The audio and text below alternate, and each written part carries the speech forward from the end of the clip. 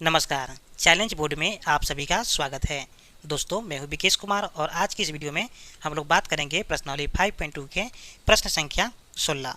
दोस्तों, यदि आप इस चैनल पर नए हैं तो एक लाइक कर दीजिएगा। चैनल को सब्सक्राइब करने के साथ साथ बेल आइकन को प्रेस जरूर करिएगा ताकि आने वाला प्रत्येक वीडियो का नोटिफिकेशन सबसे पहले आप तक पहुँचे।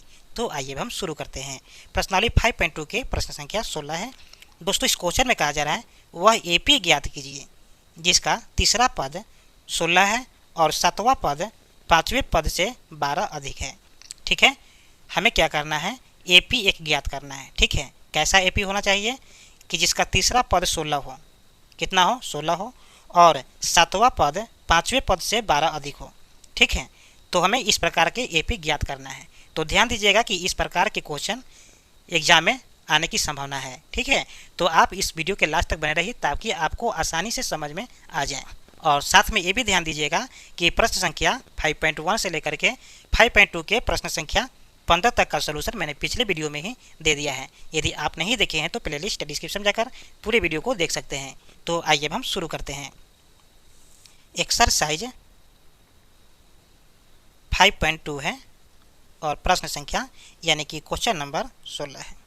देखिए, जो क्वेश्चन में दिया है सबसे पहले उसको हम लिख लेंगे। ठीक है, तो यहाँ पर हमें क्या दिया है, हमें तीसरा पद 16 दिया है। ठीक है, यानी कि तीसरा पद का मतलब हो गया A3 का मान हमें 16 दिया है। ठीक है, तो आप चाहे तो A3 को A+2D लिख सकते हैं। ठीक है, A3 को ही A+2D लिख सकते हैं और A3 का मान है 16, तो A+2D का भी मान हो जाएगा 16। आप इसको तत्काल में समीकरण 1 मान लीजिए। स्पष्ट है। चलिए, यहाँ पर लिखेंगे फिर, और दूसरा कंडीशन क्या कह रहा है, तो दूसरे कंडीशन में कहा रहा है कि सातवां पद पांचवें पद से 12 अधिक है। देखिए, सातवां पद यहाँ पद है मेरा। ठीक है, सातवां पद मतलब A7। ठीक है, पांचवें पद से 12 अधिक है यानी कि A5। ठीक है, 12 अधिक है तो 12 को हम जोड़ देंगे। स्पष्ट है। चलिए, अब ध्यान दीजिए कि यहाँ पर क्या करेंगे, A7 को हम A+6D लिख सकते हैं। स्पष्ट है। जिस तरह से A3 को A+2D लिखते थे उसी तरह से A7 को हम A+6D लिख सकते हैं बराबर। A5 है तो यहाँ पर A5 को भी हम लिख सकते हैं A+4D बराबर 12। सॉरी, यहाँ पर है प्लस। स्पष्ट है। चलिए, अब क्या करेंगे, इसको इस साइड से उस साइड करेंगे तो हमें यहाँ पर कुछ वैल्यू निकल जाएगा। ठीक है, देखिए यहाँ A+ में है और बराबर की इस साइड में A+ में है, तो इस साइड में हम करेंगे तो क्या हो जाएगा, A - A प्लस में है 6D, फिर माइनस में है 4D, और 12 को हम बराबर के इस साइड में ही रहने देते हैं। ठीक है, देखिए A से A तो एक कैंसिल हो गया क्योंकि A+ है, ये माइनस है, दोनों कैंसिल हो जाएगा। 6D देखिए प्लस में है और 4D माइनस में है, तो यहाँ पर जब माइनस करेंगे तो यहाँ पर आ जाएगा 2D। ठीक है, यानी कि 2D, और बराबर में है 12। स्पष्ट है। चलिए, अब क्या करेंगे कि यहाँ से हम निकालेंगे D का मान, तो D बराबर क्या हो जाएगा, दोनों का संबंध गुना से न है तो बराबर की साइड में आएगा तो क्या हो जाएगा, भाग में हो जाएगा, यानी कि आ जाएगा 6। तो आप चाहे तो यहाँ पर लिख सकते हैं कि D बराबर 6। स्पष्ट है। चलिए, तो अब हम क्या करेंगे, देखिए D का तो मान हमें पता चल गया, लेकिन हमें A का भी मान पता करना है।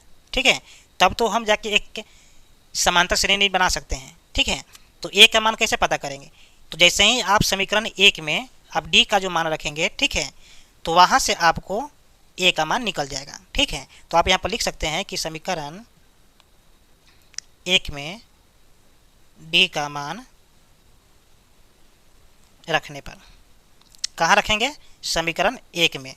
तो सबसे पहले समीकरण 1 को लिख लीजिए, तो आप देख सकते हैं कि समीकरण 1 में क्या है, A+2D बराबर 16। तो यहाँ पर लिख दीजिए A+2D बराबर 16, और D का मान कितना रखना है, 6, तो यहाँ पर रखेंगे 6। ठीक है, यानी कि A+2 गुने 6 बराबर 16।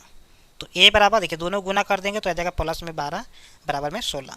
12 प्लस में नहीं तो बराबर की साइड में करेंगे तो माइनस आ जाएगा, यानी कि A बराबर हो जाएगा 16 - 12। ठीक है, तो फाइनली आप चाहे तो यहाँ पर लिख सकते हैं कि A बराबर 16 प्लस में है 12 माइनस में है, तो यहाँ पर घट कर कितना आ जाएगा, 12 - 4 = 16, तो यानी कि A का मान आ गया 4। ठीक है, चलिए क्वेश्चन के अनुसार हमें क्या निकालना है, एक एपी का निर्माण करना है, यानी कि एक एपी बनाना है। ठीक है, तो एपी हम कैसे बनाएंगे, तो देखिए AP का पहला पद होता है A, ठीक है, दूसरा पद होता है A2, तीसरा पद होता है A3। तो हमें तो यहाँ पर A का मान आ गया, यानी कि पहला पद आ गया है, लेकिन हमें क्या निकालना है, A2 का मान निकालना है, फिर A3 का मान निकालना है, फिर A4 का मान निकालना है। इस तरह से हमें बढ़ते जाना है, ठीक है। तो A1 का मान आ गया है, अब हम निकालेंगे A2 का मान। तो सबसे पहले ये लिख दीजिए कि यहाँ पर A1 का मान कितना है, 4 है, और A2 का मान भाई कैसे निकालेंगे। तो देखिए इसका फॉर्मूला होता है A2 बराबर A प्लस 1D। स्पष्ट है। चलिए देखिए A का मान कितना है, 4 है, जोड़ 1 गुने और D का मान कितना है, तो ध्यान दीजिए कि D का मान आया था 6, ठीक है। तो यहाँ पर हो जाएगा 6, यानी कि 4 जोड़ 6 में गुना करेंगे 1 से, तो 6 बराबर कितना आ जाएगा, 6 × 4 10, यानी कि A2 का मान आ गया 10। अब निकाल लेते हैं A3। तो A3 बराबर क्या हो जाएगा, A प्लस 2D, ठीक है, यानी कि A का मान कितना है, 4 है, प्लस 2 गुने और D का मान कितना है, तो देखिए D का मान यहाँ पर 6 रखे थे, तो यहाँ भी 6 रखेंगे, बराबर 6 दूना 12, तो 4 प्लस 12 यानी कि आ गया 16। स्पष्ट है। अब निकालेंगे हम यहाँ पर A4 का मान। तो A4 बराबर क्या हो जाएगा, A प्लस 3D, यानी कि A का मान कितना है भाई, तो 4 है, प्लस 3 गुने और D का मान कितना है, तो D का मान है 6, यानी कि यहाँ पर हो जाएगा 4 प्लस 36 18, और दोनों को जोड़ देंगे तो कितना जाएगा 22। फिर चाहे तो आप A5 भी निकाल सकते हैं, निकाल देते हैं। A5 बराबर हो जाएगा A प्लस 4D, ठीक है, और A का मान है 4 प्लस 4 गुने और D का मान है 6, यानी कि यहाँ पर हो जाएगा 4 प्लस 6 चौका 24, और 24 में 4 को जोड़ेंगे तो आ जाएगा 28, ठीक है। तो यहाँ पर लिख सकते हैं कि AP बराबर, ठीक है, AP में कितना है, तो पहला पद होता है, ठीक है, तो पहला पद कितना है मेरा, 4 है, दूसरा पद मेरा कितना है, यानी कि A2 का मान कितना आया है, 10 आया है, तो यहाँ पर 10 लिख सकते हैं। A3 का मान कितना आया है, 16 आया है, तो यहाँ पर 16 लिख देंगे। फिर A4 का मान कितना आया है, तो A4 का मान आया है 22। A5 का मान कितना आया है, 28। इसी तरह से ये और आगे भी चलते जाएगा, ठीक है। तो ये हो गया मेरा AP, हमें क्वेश्चन के अनुसार AP ही निकालना था, ठीक है। तो आप देख सकते हैं कि मेरा AP निकल गया है, ठीक है। तो ये हो गया मेरा फाइनल आंसर। तो उम्मीद करते हैं कि ये वीडियो आपको समझ में आ गया होगा।